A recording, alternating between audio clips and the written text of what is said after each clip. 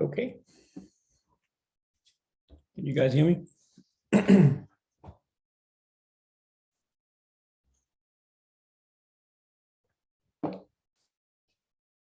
There was a question here. Do we need to write an explanation for every problem? Yes.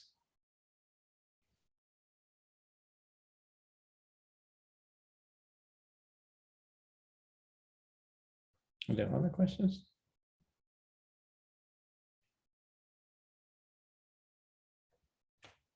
Any questions about the lectures that we've had?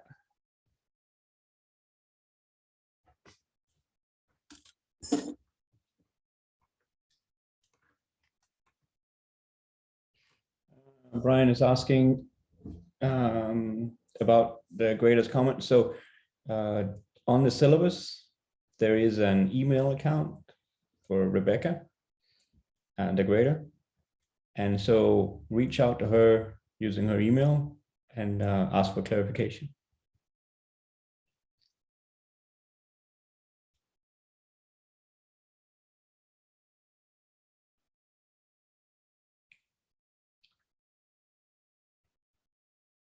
Yeah, other things before we get started?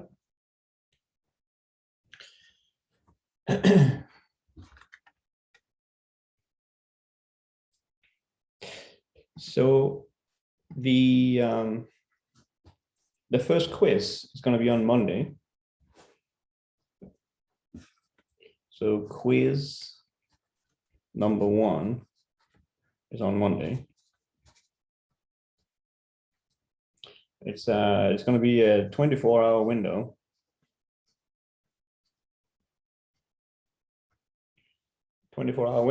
It should take, you have 60 minutes to complete. And it should take 40 minutes.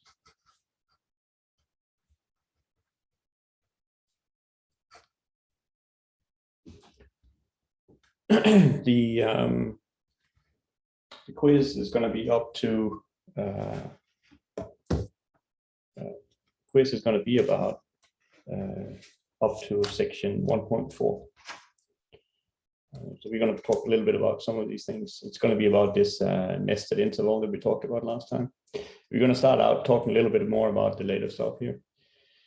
On the syllabus, on the schedule, I will update these quizzes, what sections do you relate to, and you'll be able to see it there as well. But the first quiz, the one on Monday, this has this it's about this nested interval property.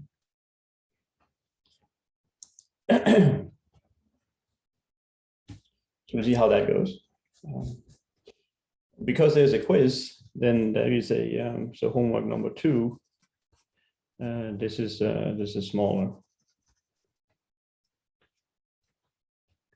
because of this quiz.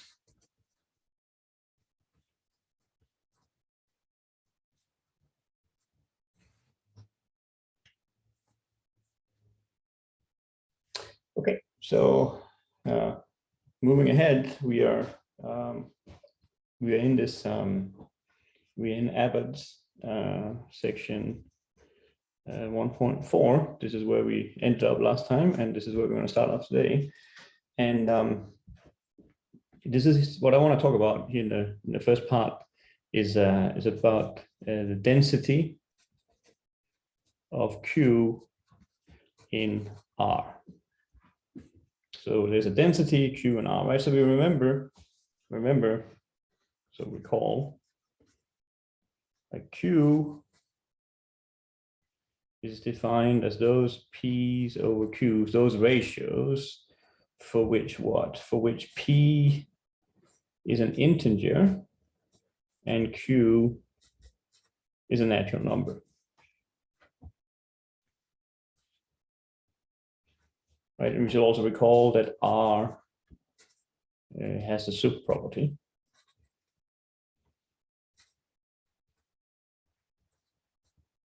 So bounded, so upper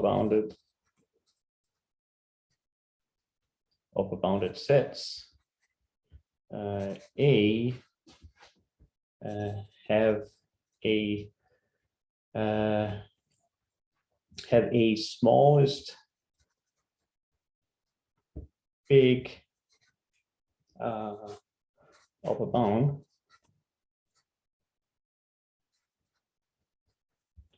that smallest big upper bound is denoted by sub A, and this is an element has a smallest big upper bound sub A in R.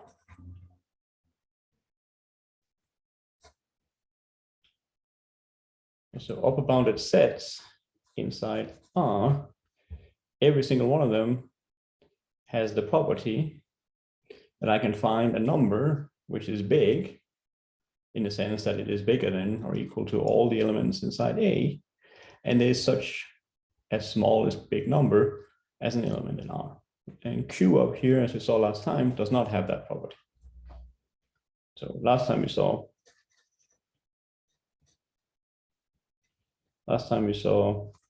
that Q doesn't have that.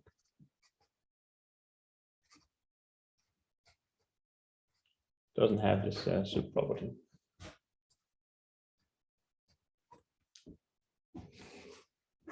Okay. So this quiz up here is going to be about, I'm sure inside that quiz there will be questions about, here's a set, what's the supremum, and so on. And of course, there is an equivalent property for lower bounded sets. Instead of having A to be upper bounded, you have A to be lower bounded. Well, then there are small, there's a biggest small number, which is denoted as the infimum over A. So superinf, and the are more general than min and max, right? If you have a min or you have a max, if A has a min and A has a max, well then we also have sups and inf, but in sup and inf they exist in general as elements inside R when they set A is upper and lower bounded. Okay, so what is about the density of Q and R? Well, so density means that you can get, so in words,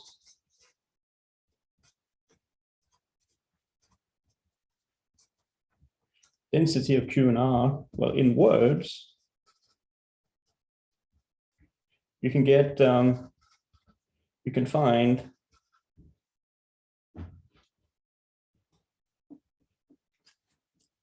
in words is you can find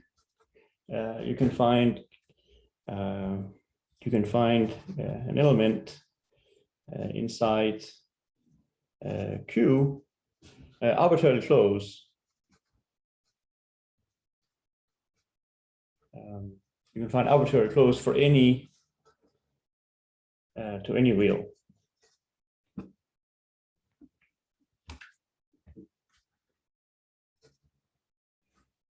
So you give me so what is your R here? So we have the real line. Actually, we're going to put an R here. So this is R. And then I'm going to put a little band around it. I'm going to put a little band around it. Say I put a little open interval around this R here. This is my A and this is my B. Okay. So, so you take any, for any A less than B, such that R belongs to this interval A to B. So that's the picture. What can we say? Well, the thing is that there exists an element. There exists an element Q inside this interval here, inside A to B. Inside A to B, and it is also going to be inside Q. And so you take a real number, right? This here could be my square root of 2 from last time, for example. And you take an itty bitty, whatever little interval you want around. Very often, so often you'll see A is equal to r minus this epsilon, and you'll see b is equal to r plus an epsilon for some small number. For some small epsilon. So in this case, you're looking at a ball, and you're looking at a ball of radius r. You're looking at a ball with r and radius epsilon.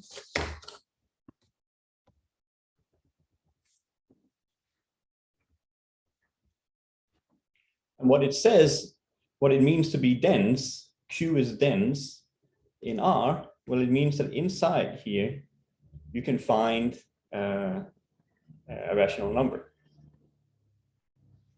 And the same thing is, of course, true. You can also cut epsilon in half, because epsilon is arbitrary.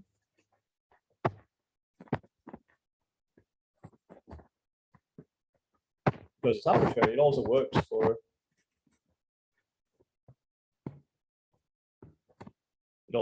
for epsilon divided by 2, right? So I could narrow in. The ball, and instead of having radius 2, I would have radius epsilon 2.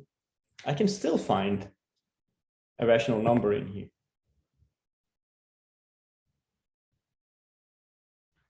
So it also works for epsilon over 2. So it also works for epsilon divided by 10 to the 100th. This is a very, very small number. So if I put r, and I have a teeny tiny distance here. This distance here is my epsilon over 10 to the 100th. I can still find there is still something. There are elements from the rationals. No matter how small you make this, as long as, of course, it is strictly positive, right? If epsilon was equal to 0, it wouldn't work, because r here could, for example, be the square root of 2, right? So square root of 2 is not there. But if you open up just a little teeny tiny interval around any given real number, you will find elements from the rationals in there. And that's what it means to be dense in words.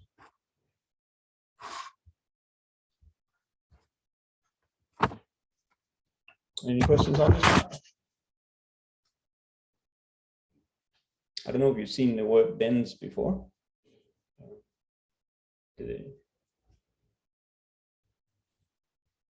But this here would never work.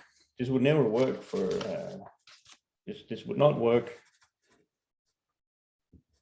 This wouldn't work for, say, the integers. Right? That wouldn't work for the integers. Like if I take my r, this is my square root of 2, and I take an arbitrary interval around square root of 2, I would not necessarily be able to find anything from the integers inside this little interval. So z here is not dense in R.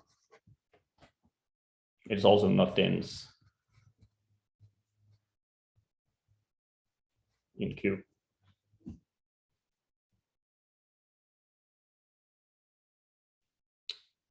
Priya is asking about the density, the infinite. So we're not defining the word. When you're talking about density, it means you need to have two sets. So you can talk about one set. Talk about so density of a subset. In this case, Q of a bigger set. In this case, R. Formally, what it means. So density of a subset Q of a bigger set R. What it means is. What it means is that, this is my theorem, it says you take any two numbers So you take any open interval for any A and B and R, A and B and R, A less than B. I can find R in Q such that R belongs to the interval A to B.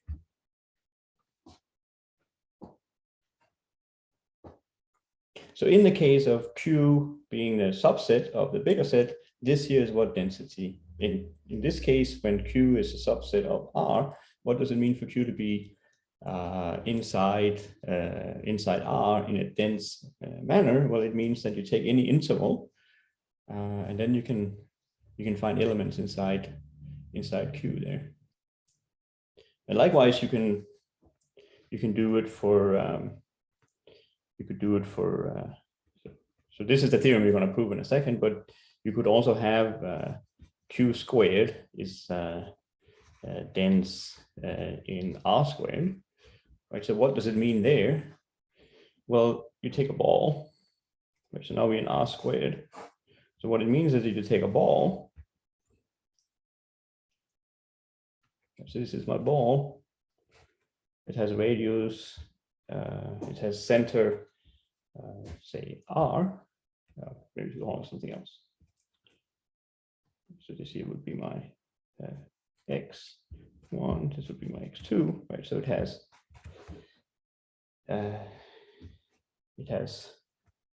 center x. It has a diameter epsilon.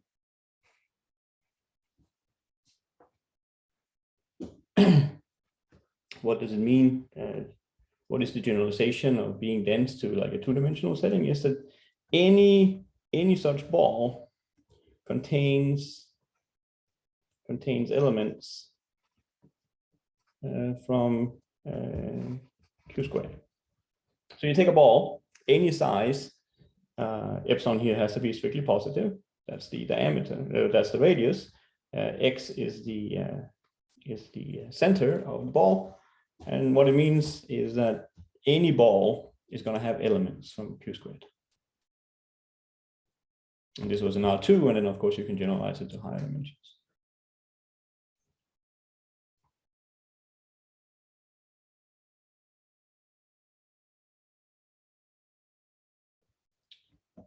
Okay, so this is the theorem that I would like to start by proving.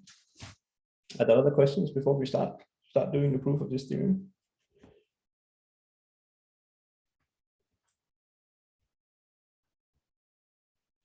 These balls here that we're looking at, right? This is the ball. This is defined to be those y's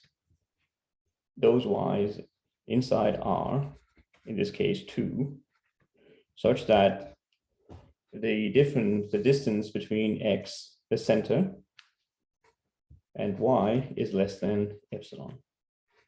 These balls here, the very important topology.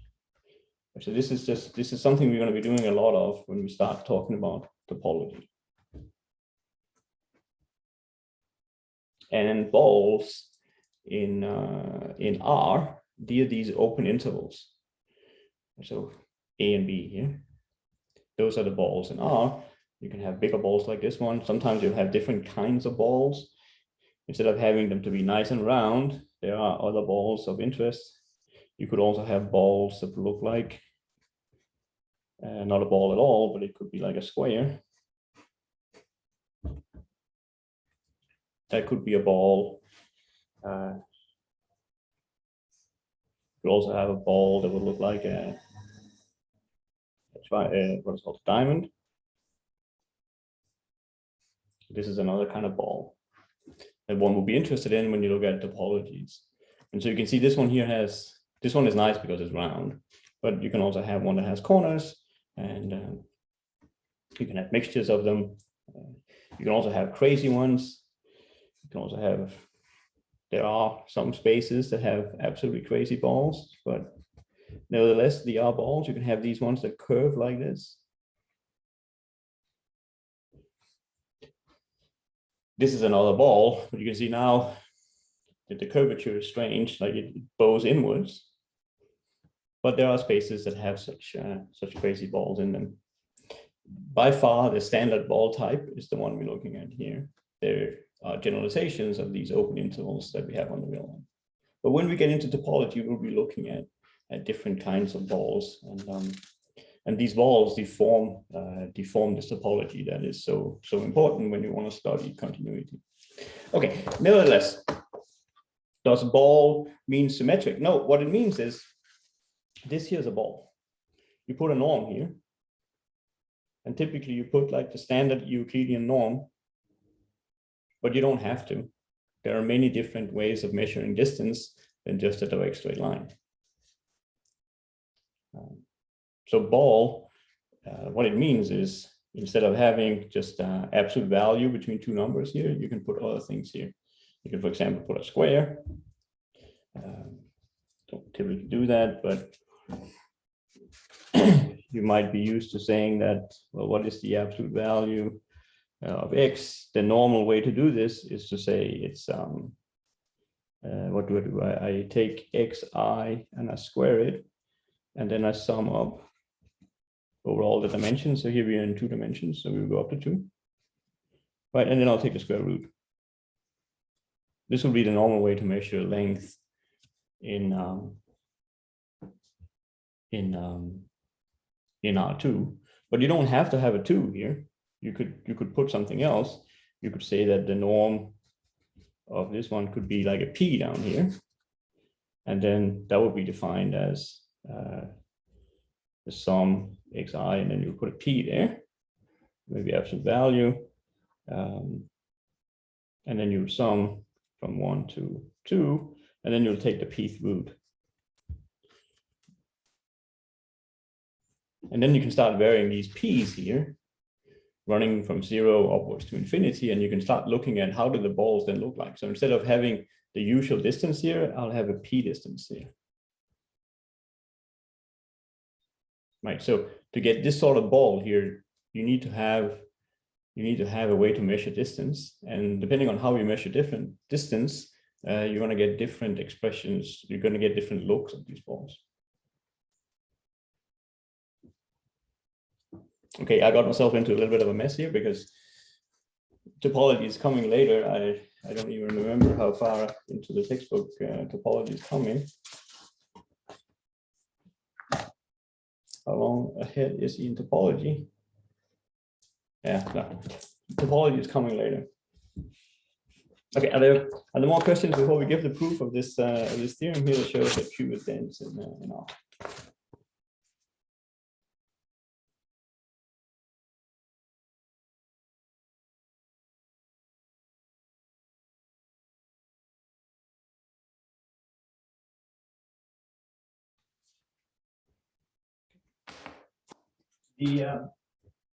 The proof relies on a property called the Archimedean property.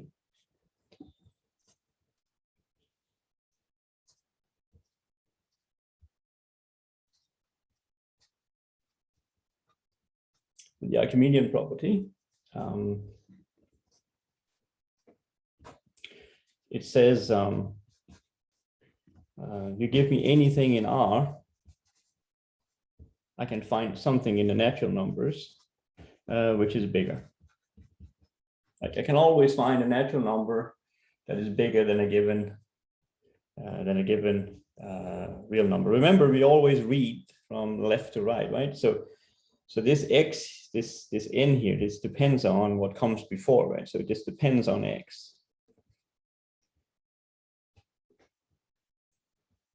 So give me an x, I can find a natural number that is even bigger. And then the second property is it also goes the other way for any y positive. So for any y in the positive reals, for any y between 0 and infinity, I can find an n in the natural numbers such that 1 over n is smaller than y. I think the textbook here says that you can do strictly bigger than. That's of course always the case, because if I can get up to x, I can just add 1 more and then I'll be strictly bigger than. But this is how the textbook writes it. And the proof here is not bad. Like the first one, well, n is is inside R, and n is unbounded.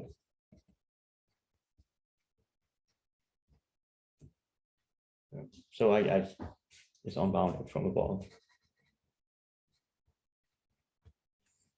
So I can always find a natural number that gets above any given real number. Like, and the same thing here, we read from left to right, right? So this n here, this depends upon y.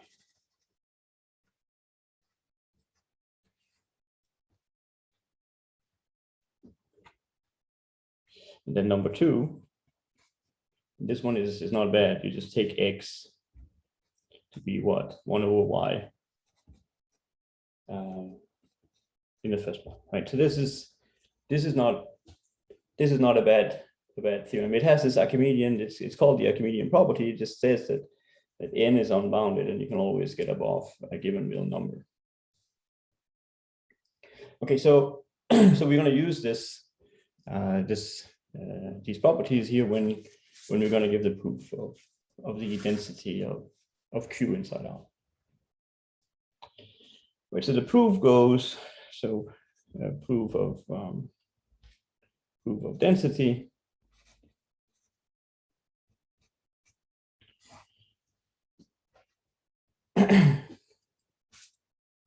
this R that I'm hunting here is going to be rational number, so it's going to have the form R is going to be of the form m divided by n. So m is what's upstairs. This is an integer.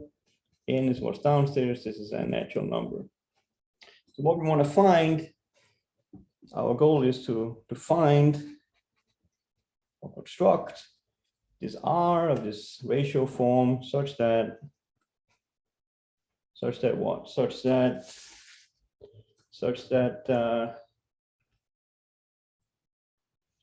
this R is in between A and B, such that A is less than m over n is less than b. And of course, we can multiply through here with n, so we need na is less than m is less than nb.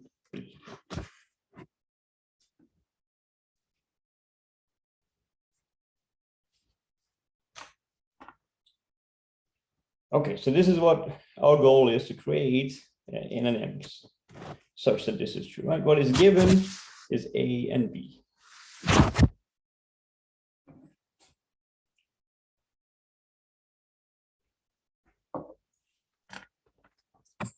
How do we create them? The way that Andrew suggests that we do this is in a two-step procedure. So we'll do step 1. Step 1, he says pick n in the natural numbers, right? We have to create n and m. Pick n in the natural numbers such that 1 over n is less than b minus a, right? And this is okay. This is okay by this second property.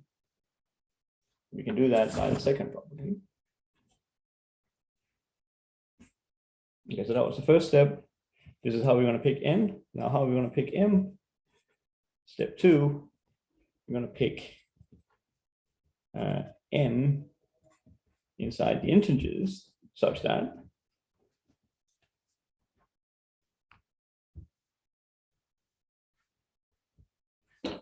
what? Such that na belongs to an interval of the form m minus 1 to n. Okay, so why can we do that? Well, we have our n and we have our a at this point, right? So this is okay. This here is possible. This is possible because if I take the union over all integers of these half open intervals, m minus 1 to m, I'm going to get R.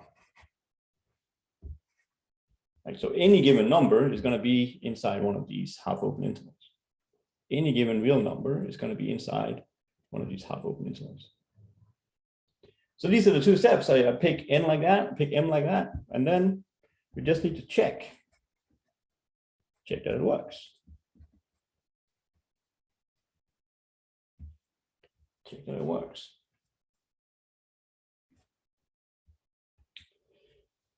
Well, there were two inequalities. We have to check. We have to check that NA is less than M. Check that it works. So NA is that less than M. Well, that one is good because of the step 2. So this one here is okay. And then the other one we need to check is that M is less than NB. So we check M is less than NB. Okay, how do we do that? Well, from this property here, let's call it star. This was the one we already used to see this one. This is okay by star. So from star, we'll get that M minus 1. From star, we'll get that M minus 1. This is the left point in this interval, and that's going to be less than or equal to NA.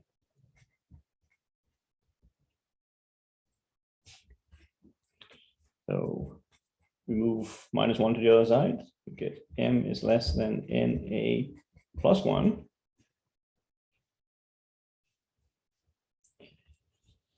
And now how do we move away from here? So we have to prove that M is less than NB.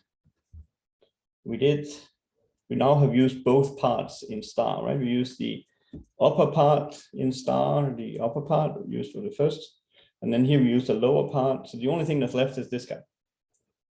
Right, so what is left is this guy here. So let's call that double star. Right, so from double star, we'll have that 1 is less than, strictly, than N times B minus A, which is equal to NB minus NA. And so if I move NA to the other side, I'll get 1 plus NA is strictly less than NB. So over here, instead of NA plus 1, I will get that M is strictly less than NB. And this is my proof.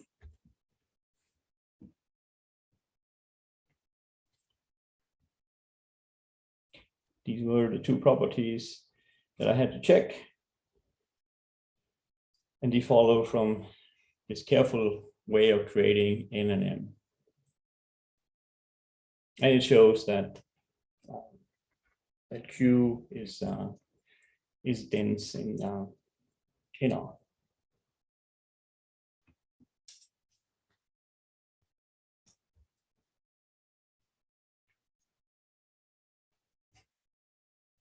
Any questions on the proof of we just went through?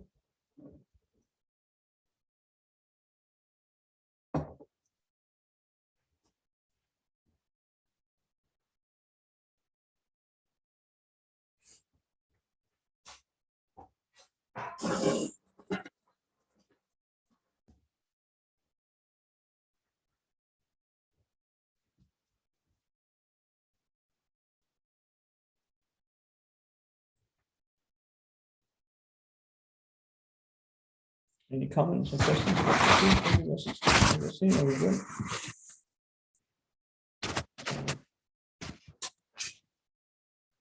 So you give me any open interval, you're going to find a rational number in there.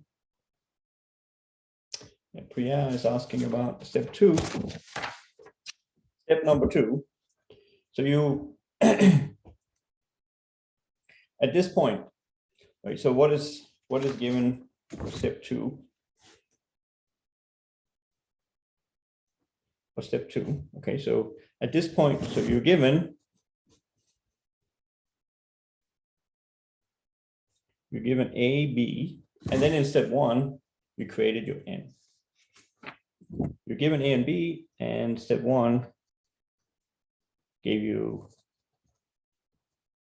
n. Right? So you have a, b, and n. Those you have at this point. So there's no doubt that n times a, this is a real number.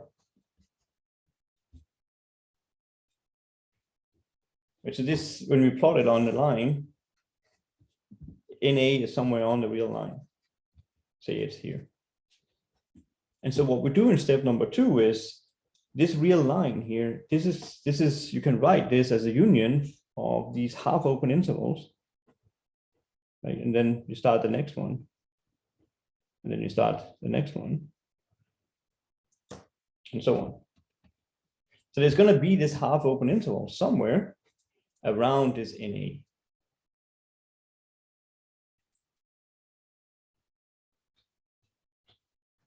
But these open intervals that I'm looking at, they will include like -10 to 9. They will include -9. They will include like 8 to 9. They will include all these intervals. And so when I take the union of them, I'm going to get the entire real line. And n times a is just an element on the real line. So if the union, if something belongs to the union, so this thing here is equal to that big. We keep them close to the left. So this is m minus 1 to m. So if something belongs to the union, it's going to belong to one of the sets. Whereas if it belongs to the intersection, it has to belong to all the sets. But here we just do the union. So this, because it's all these half open intervals, when I union them up, I'm going to get everything. At some point, I'm going to get an interval that contains this NA, because NA is in R, and therefore I have such an M. And this is what I'm doing here. I'm picking an M. Of course, this M here depends upon N and A. I'm picking an M such that N times A is inside that half open interval. Like if N times A was square root of 2, then you could pick the interval from what is the square root of 2, like 1.4, right? So you could pick the interval from 1 to 2. N times A was equal to 1.41, right? Then you could pick M to be, what would it be, 2, right? And then you'll have interval from n minus 1 to m, right? This would become the interval from 1 to 2, right? And that number here would be inside that interval.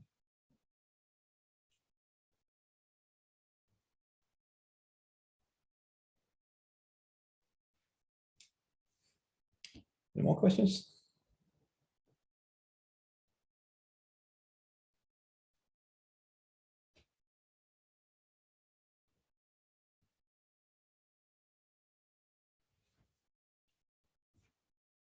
Priya, did that make sense to you?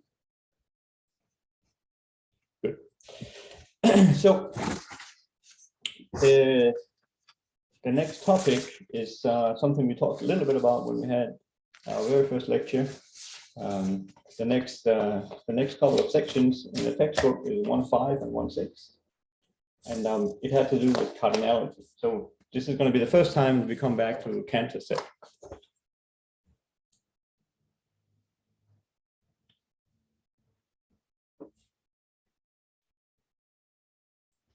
So sections 1.5 and 1.6. This here is about cardinality. It's about cardinality.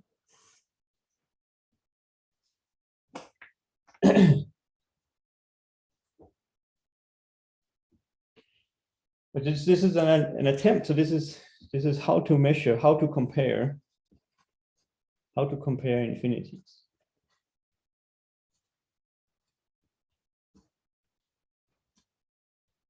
And the way we're going to do it is we're going to compare sizes, compare sets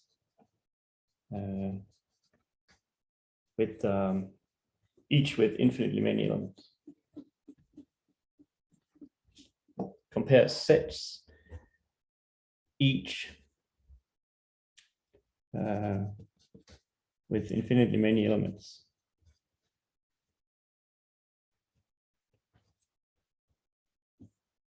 So we could compare, so what kind of sets come to mind here?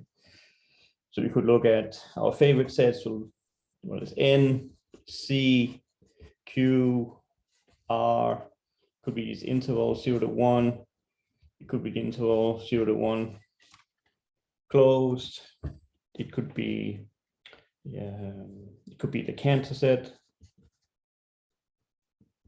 it could be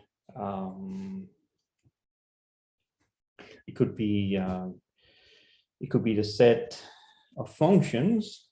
It could be the set of functions that go from say 0 to 1 to R. It could be the set of functions that go from F. The F's go from 0 to 1 to R. If continuous. These are sets of functions that are continuous. We could compare R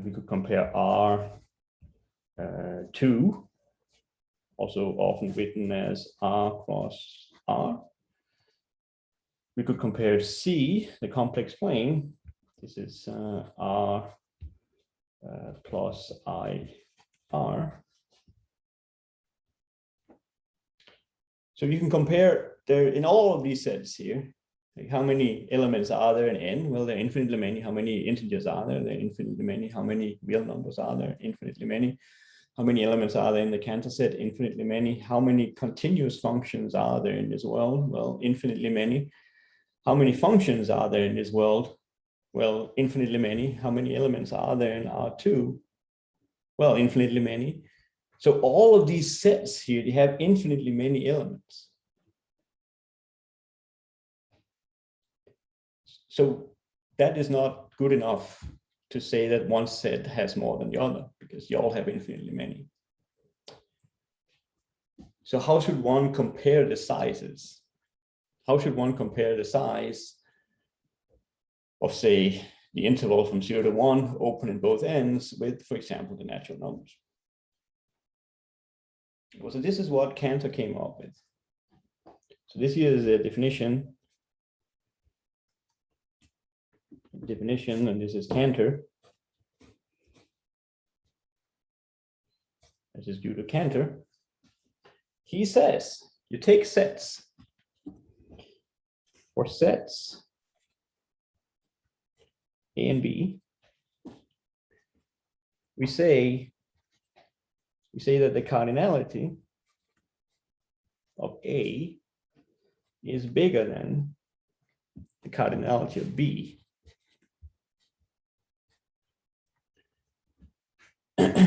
We say that the cardinality of A is bigger than or equal to the cardinality of B if there exists a function, let's call it f, which goes from A to B. It goes from A to B and it's onto. Right, so it takes elements inside A and maps them over into B. We're going to say that the cardinality of A is bigger than or equal to the cardinality of B if there exists such a function that goes from A to B, which is onto. Right, so remember, onto means, so this is just a reminder, onto means that f hits all of B. You give me anything over in the image for any B and B, I can find an A such that f of A is exactly B.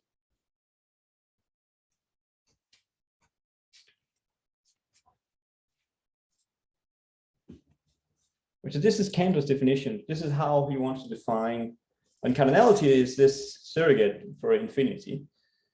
So you're going to say that cardinality, well, the cardinality of A is bigger than B, bigger than or equal to, if I can find such a thing. So that's the definition. And of course, given that it's being taught in a math course like this one, this is a good way of doing things.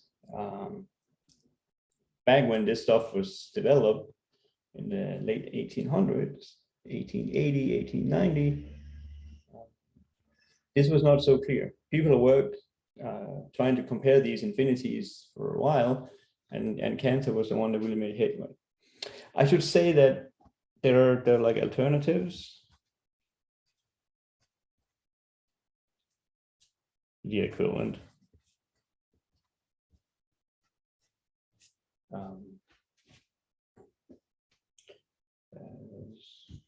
Alternatives to this definition up here, however, equivalent is to say that the cardinality of A dominates the cardinality of B. So now we have a definition. If and only if I can find a G that goes from B into A, which is 1-to-1. And 1-to-1, this was what you had in your homework, so I don't need to recall what that means. This is injective. Right, and onto here, this is surjective.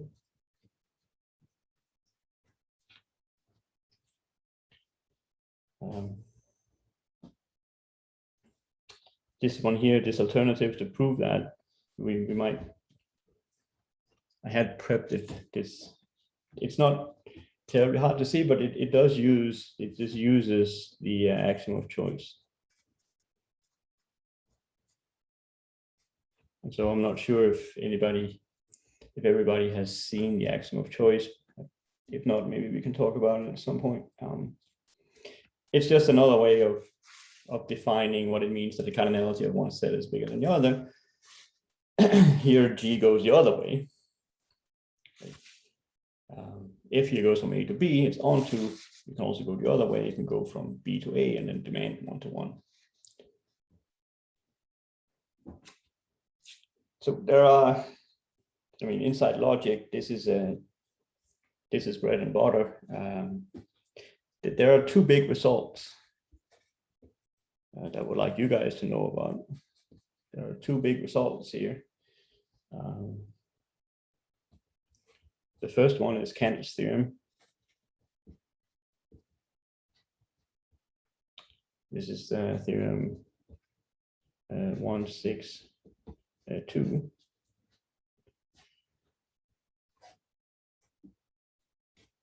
And the second big theorem is Schroeder, Bernstein.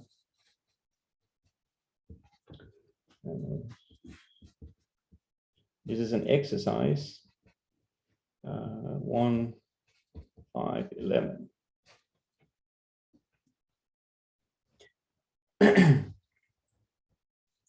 I will prove Cantor's theorem for you. The Schroeder-Bernstein theorem, we're going to be talking about it, and we'll be using it. The proof is a bit longer, and I opted for maybe looking at a few more examples instead of just doing proofs. So these two are, when you read about cardinality, if you go online and you Google cardinality, these two theorems, they're going to appear in most of the discussions that you're going to see. So we're going to be talking about those. So we had talked about like the inequality. So we also say, we say that the cardinality of A is exactly the same thing as the cardinality of B if there exists a function that goes from A to B onto and 1-to-1.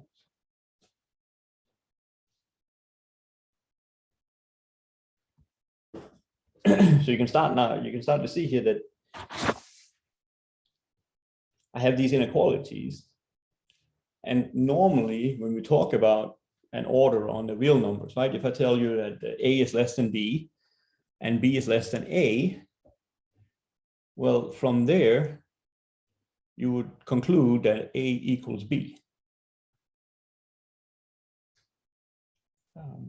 But here we're not comparing numbers, we're comparing cardinalities. We're not comparing real numbers, we're comparing cardinalities. So would there be a theorem that would say that if the cardinality of A is bigger than or equal to the cardinality of B, and the cardinality of B is bigger than or equal to the cardinality of A, then the two cardinalities would be the same? Well, then I need to find a function which is both onto and one-to-one. Right, so this is a basic question. Do we have that the cardinality of A being bigger than the cardinality of B and the cardinality of A being less than the cardinality of B? Do we have that these two things imply that the cardinalities are the same?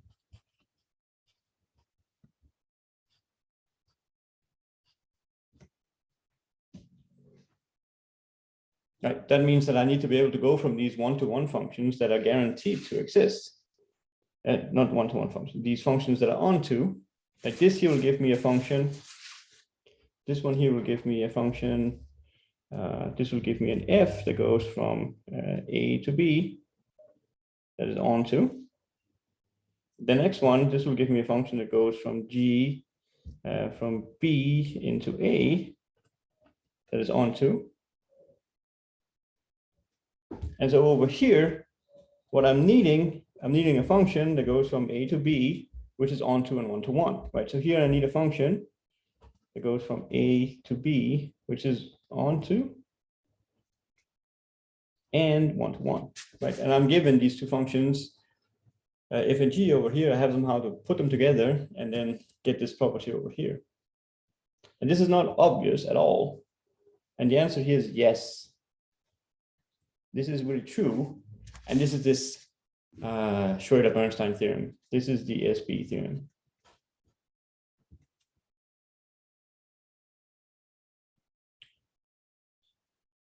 Cantor's theorem, what is that about? Cantor's theorem is well, you also want to have,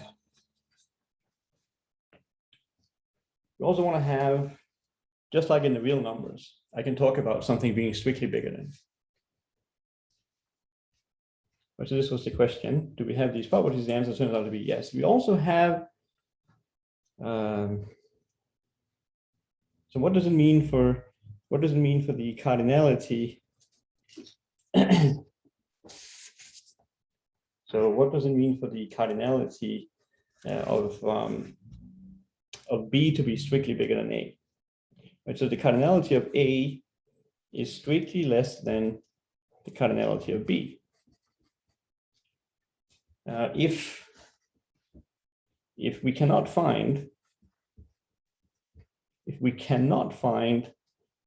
this function that is onto, if we cannot find a function f that goes from A to B, which is onto, so we cannot find it.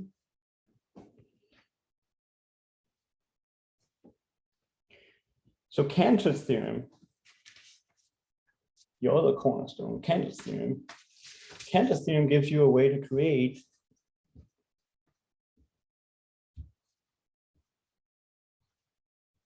a method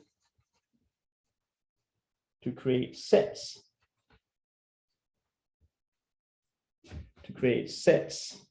Denoted by P of A from any set. From any set A, such that the cardinality of A is strictly less than the cardinality of P of A. So there's a method to create sets that are very large. So you can create humongous sets.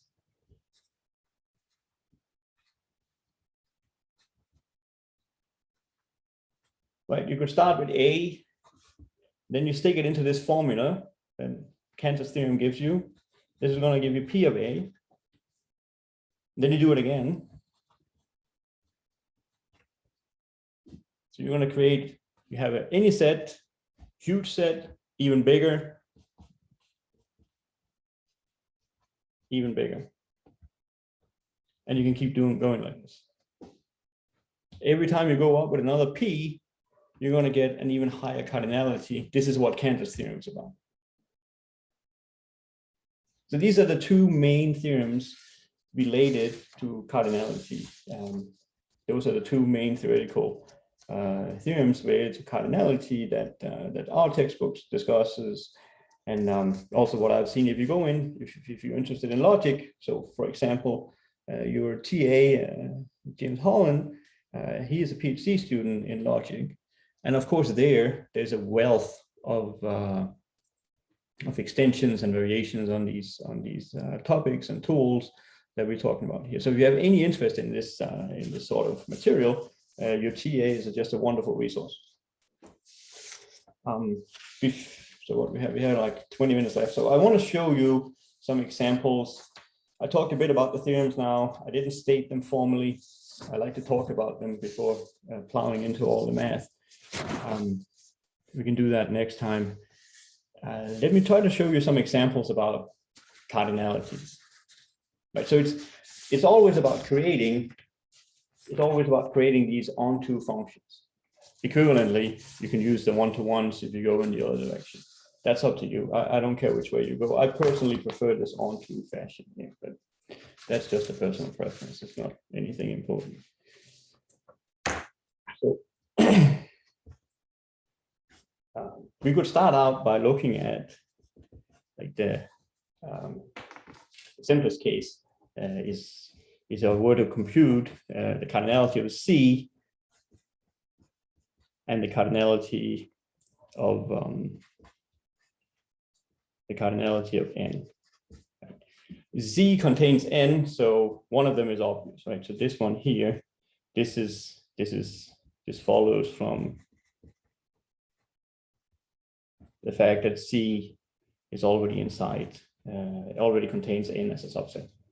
But what is not clear is the other one. Right, so we want to prove. So we want to show. We want to show that the cardinality of n is bigger than the cardinality of C. Thereby, you get the equality. Okay, so we need a function that goes from n over to C, which is onto.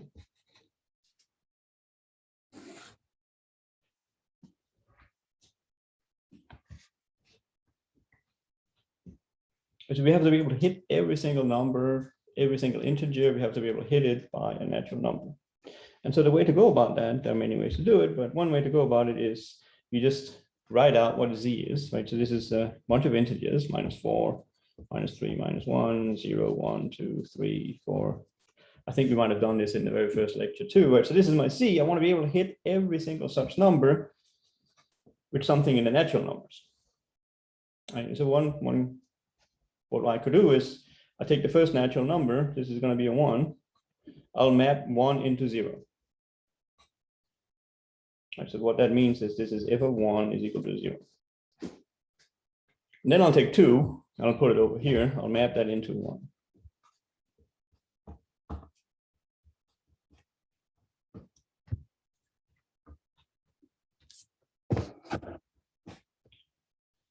And then I want to take 3. I'll put 3 over here. I'll map it up there. So I'll have a 3 would be -1. And then I'll keep going like this. I'll put 3 here, then I'll put 4 over here, and I'll put 5 over here. And I'll keep going like this, back and forth, like looping up and down, up and down. And this way I get, I'm able to hit every single number in the integers based on natural numbers. So what we're seeing here is that the cardinality of the integers is exactly the same as the cardinality of the natural numbers. And when this here happens, when this thing here happens, we're going to say that it's countable. Anything that has the same cardinality, anything that has the same cardinality as the integers is a countable set. So we say, so if the cardinality of a set A is the same, if the cardinality of any set A is equal to the cardinality of N, we say A is countable.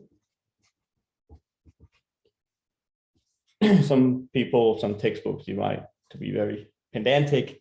You can also say that it's countable infinite. You will not hear me use that word. I will just say countable.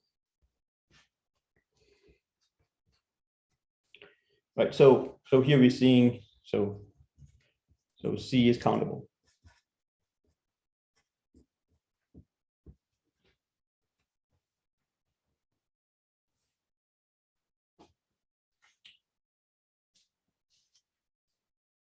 Any questions on this part?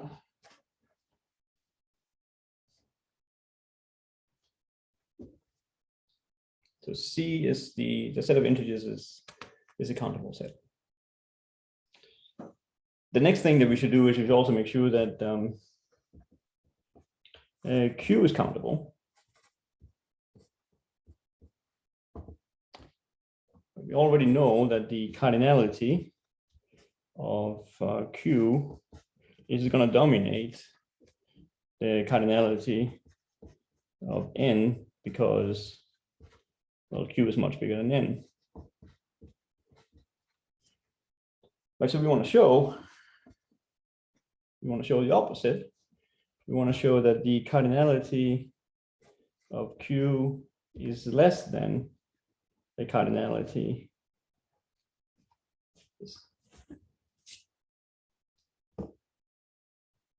We want to show that the cardinality of N is bigger than the cardinality of Q.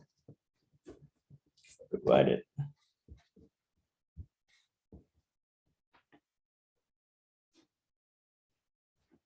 And we also had a brief discussion about that last time. Right? So we need to find a function that goes from the natural numbers to Q in an onto fashion.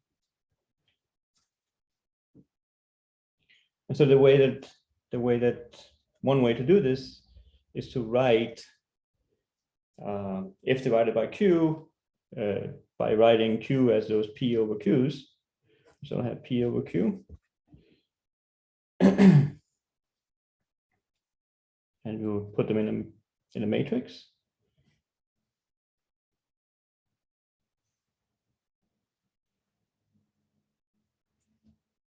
So I'll have P is in the integers. So I'll have 0, 1, 2, 3. Maybe I should just do the positive ones first. I don't do both of them. P over Q. So this line here, this is going to be my P's. You're going to go in this direction. My Q's, you're going to go in this direction. So you'll have -1, 0, -1, -2, so on.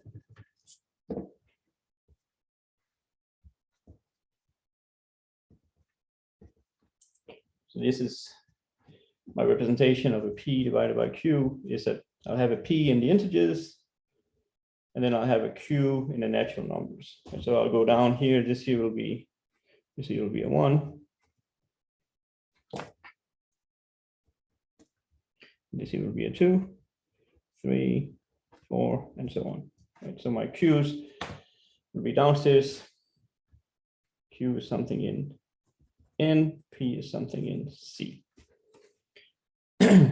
So I need to map all into everything I can find in this matrix here. How would I do it? Well, I need to put inside the natural numbers. I will start out with 1. I need to put 1 somewhere. Okay, so I could put a 1 here. So my f of 1 is going to get mapped into 0 divided by 1. Then the next one, where should we go? Well, I could go 1 to the left. Okay, so that will be my 2. So f of 2 would be what? It will be minus 1 divided by 1. And then 3, I could go 1 down. So I could have f of 3. This could be minus 1 divided by 2. And then I could step 1 over. This would be my 4. This would be f of 4. This would be 0 divided by 2. That's fine. I don't mind repeats. I'm just looking for an onto function. I don't care if it's 1 to 1. I just need it to be onto. And then I could have f of 5. I could go 1 to the right. So this could be, well, now p will be what? P will be 1, q will be 2. And I could go up here. This would be f of 6. This would be, what would that be? That would be 1 divided by 1. This is 1. And then I could keep going like this. So I'll go over here, circle back, come back up, go 1 out, circle back down, go back up here. And I'll keep doing this. And you get the ability to say 1, 2, 3, 4, 5, 6, and so on. They're all going to appear inside this humongous matrix. This is my function, which goes from the natural numbers into the real numbers, that is onto.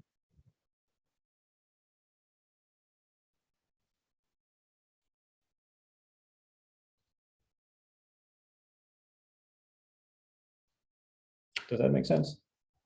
So here I would have 7, 8, 9, 10, 11, 12, 13, 14, 15, and so on.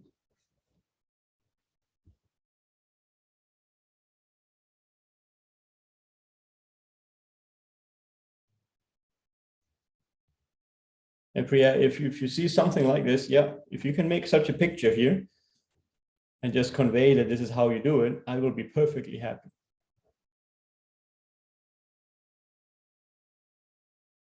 Except for this, I don't like this word to say that it suggests that the function is onto. It is onto. I'm gonna, every single number that you can cook up as a ratio between P and Q is gonna appear over here on the right-hand side, eventually. It is onto. It is clearly not 1 to 1 because there's a 0 here and a 0 here, but I don't care about that. And the definition just requires me to find an onto function.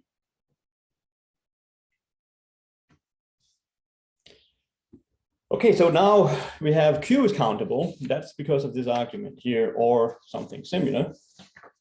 Now, what about R? What about R?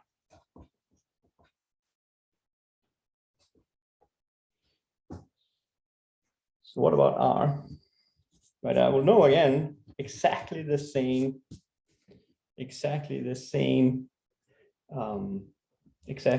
argument would show that if I take R, I would have that the cardinality of R, this is bigger than the cardinality of N, right? And this is because R is bigger, R contains,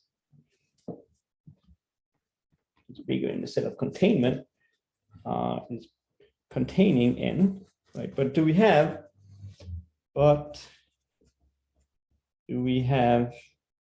that the cardinality of N dominates R as well? Like, do we have this function that goes from N into R that is onto?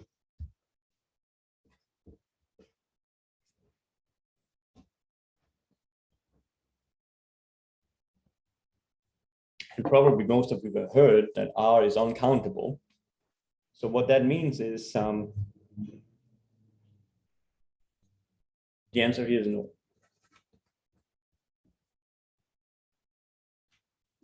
It's not possible to find such a function. So how would one go about doing that?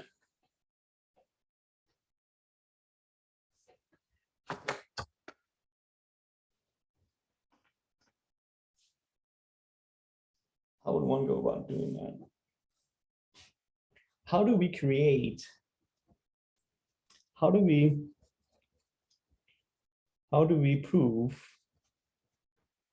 How do we prove that R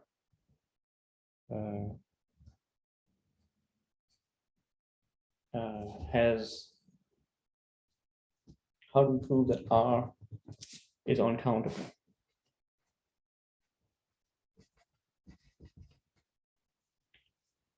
Right, so we have to establish this thing. Okay, so let's see. We are this argument here. This is Cantor's diagonalization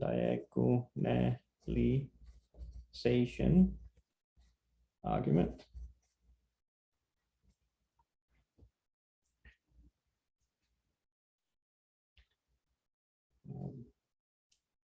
This is going to be next time. Let's do some warm-up steps.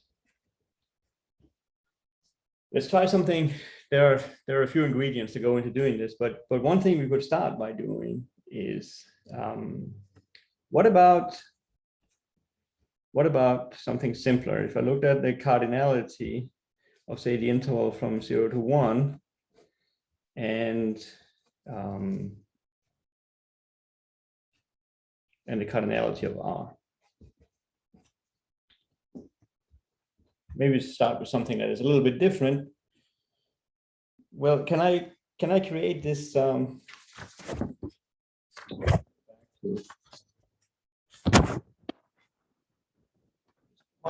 want to have the same, I need to be onto and onto one. So can I create a function? Can I create a function that has this property that is 1 to 1 and onto R when my domain is 0 to 1? Right, so let's find a function that goes from 0 to 1 into R.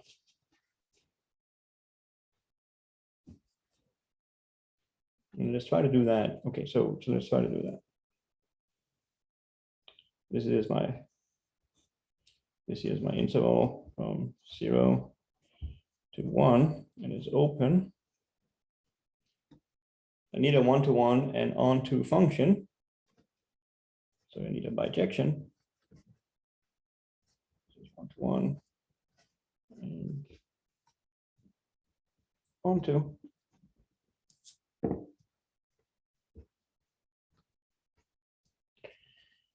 So how would I go about doing that? Well, have some sort of a function that will go like asymptotically to 1, something that looks like this. Maybe. Does anything come to mind here? What does that look like? Maybe not such a strict one, but maybe a little bit more curved. What does that look like?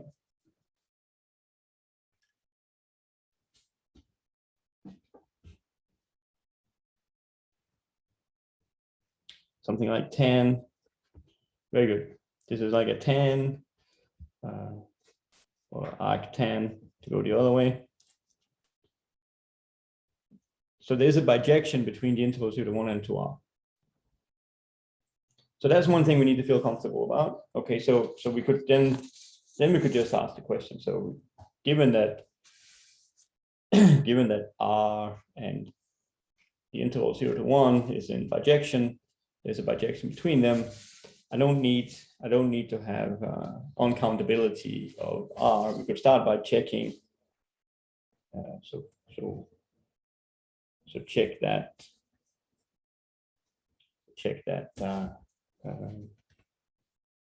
The interval 0 to 1 is uncountable. So this means that the cardinality of this interval 0 to 1, this is going to be strictly bigger than the natural numbers cardinality. Right, so I cannot. So there's no function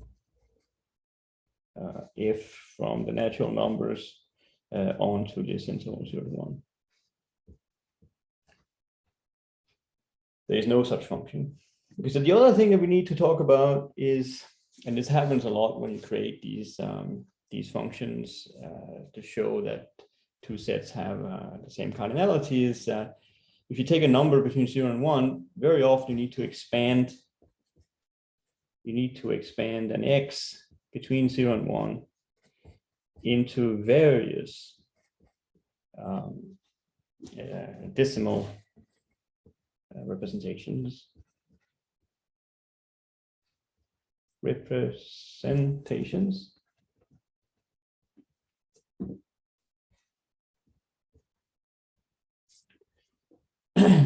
So you could write it, you could write this here as x is equal to, right? So it's a number between 0 and 1. So the first number is going to be a 0, right? And then you have the decimal representation will then be x1, x2, x3, and so on. With this sequence xn, this is a sequence inside, well, typically it's inside 1, 2, and then up to 9. This is what we're used to. But there are other representations. There are other representations. You can also write your x in terms of like a binary representation, whereas say I don't know, y1, y2, and then you have your yn is either 0 or 1.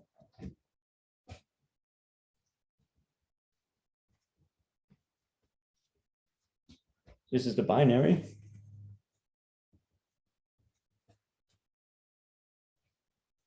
There's also a I think it's called ternary. This is the one we need for the Cantor set. Hopefully next time we'll get back to the Cantor set, but then you'll write your x in terms of say C1, C2, and so on, and now your CNs, they are 0, 1, and 2s. Right, so if you're in the binary representation, the first digit, this digit here, this counts. Those are like the half, and then this one here is the quarter. So this is 1/2, this is 1/4, and so on. And in the first one here, this will count like the thirds, and then this one here will count the 9th. And so you can also see that when sequences terminate in like ones. So for example, for the binary, so we don't have, there's no uniqueness. There's no uniqueness of this representation, because if I write if I wanted to write 0.1 in our usual 10 digits, so this would be a 0 here, in our 10-digit representation, I could write 0.1. This would be the same as writing 0.0 and then 9999 and so on. These two representations are the same. Right? This is just an infinite string of 9s. Likewise, if I were to look at the binary one from computer science, if I were to write a half, I wanted to write a half, right? How would I write a half in the binary representation? The binary representation would just have 0.1. But I will also be able to write this as 0.0 and then 1, 1, 1, 1, 1. And these are just all ones.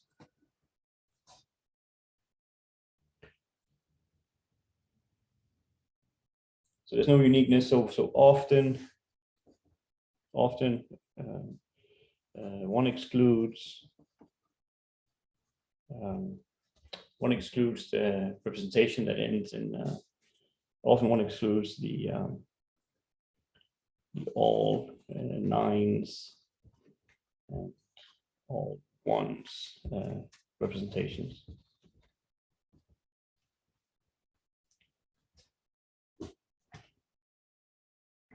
Okay, so what does the subset 1, 2, 3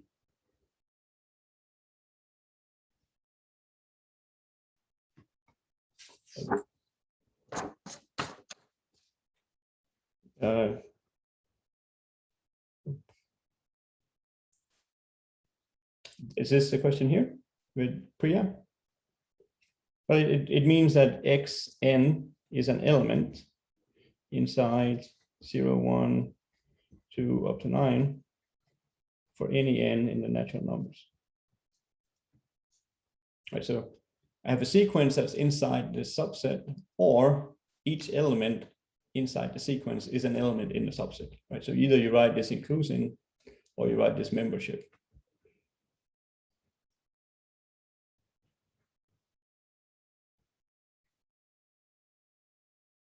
Y on to 9, but I mean, that's how we normally do it, right? Our decimals, the normal decimals, right? 99 cents. This is, we go all the way up to 9.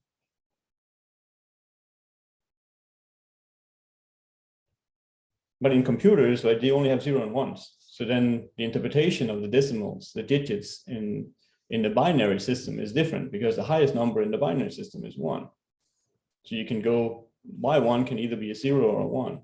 In our usual system, X1 can be 0, 1, 2, 3, 4, 5, 6, 7, 8, or 9. In the ternary system, these Z's, they can be either 0, 1, or 2.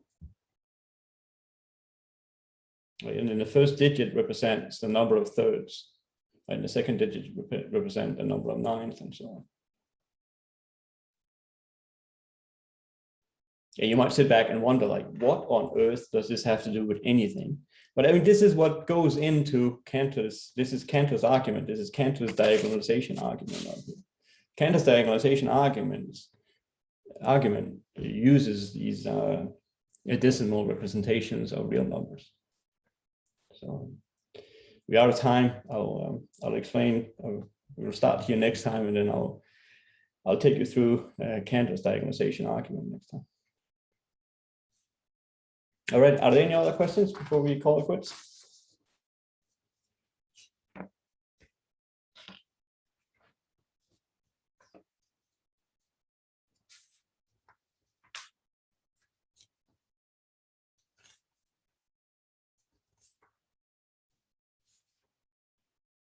That's right. So this is ultimately the question that we want to be asking.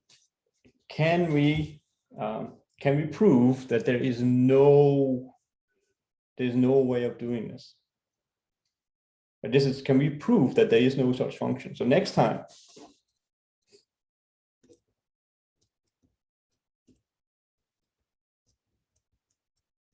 we'll prove there is no function which is onto. And the way that we're going to do that, is by looking at these numbers over here. That these are real numbers. This interval here is something inside R. Right? You give me a number over here, I can write this in terms of its digits. And then you have to decide on what kind of digits do I want to use. Do I want to use the standard ones, or do I want to use some more fancy ones? And there's definitely a need for the binary ones, because you already know that from computer science. The usual ones that we use every day when we go to the supermarket, those are also important. But there's also these ones with the thirds. And this is because we talked about the Cantor set at some point.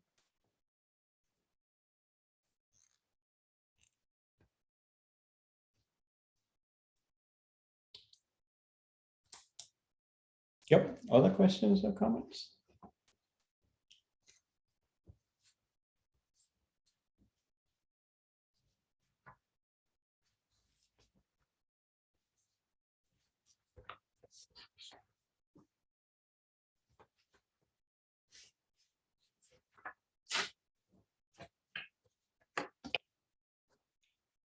Okay, then I will see you guys next week in person. I look forward to that. Have a good weekend, guys.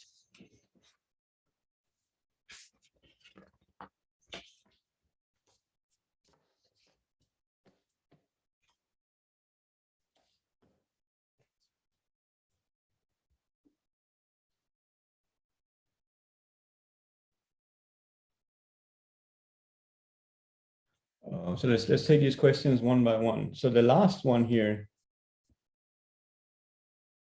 I mean, if you want to go from 0 to 1 to n, then this is not difficult. But because 0 to 1 has that it's the other way, that's the impossibility, right? It's when f goes from n to the interval 0 to 1. This is the one that's impossible. The one you have written here, Chenya, this is not the one. Like we are interested in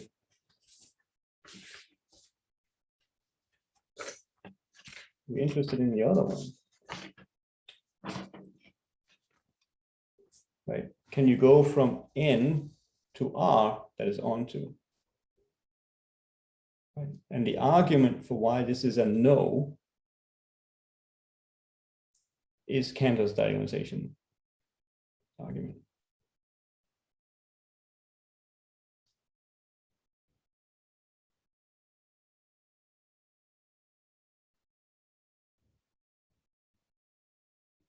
Could you follow that? Okay. Then there was another question from Shin. Since we do not understand how to write the homework correctly, can we drop? So again, these homeworks, this is not meant for assigning grades. This is meant for you guys to get some practice.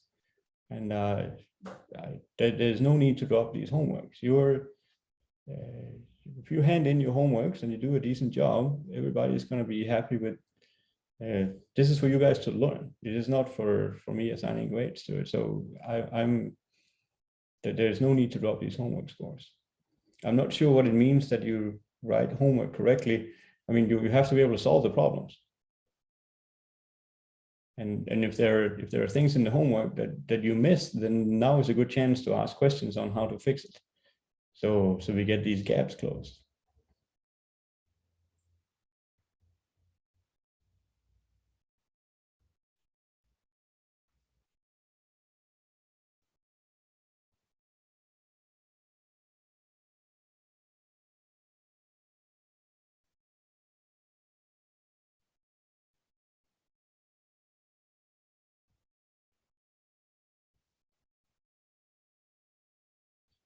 I mean, so again, for homework problem 1 and homework problem number 2, did you write the correct answers? Okay, but then I don't have a problem. I don't have a problem with your homework. I'm much more concerned about if there were issues that you didn't know how to solve the problems. But if you know how to solve the problems and you didn't write something, then this is fine with me.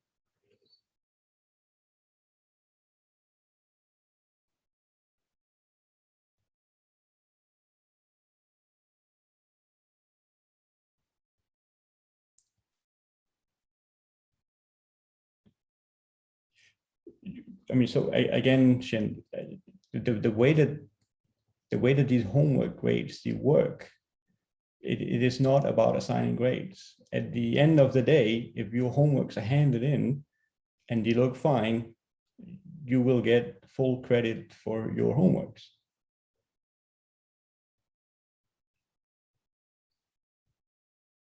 I don't know how to say this clear. If you do your like the homework, you grade it, it's graded, and then you provide feedback and you see if it looks fine. And here you're saying that you have the correct answers. Okay, so then you're going to get full credit for your homework. Now, whatever score that is listed on Canvas, this is not relevant for computing your final grade. So Chenya, so it proves that f and f onto does not exist. Yeah, that's correct. That's exactly what the diagonalization argument is going to show us. Okay, very good. You're welcome. See you later.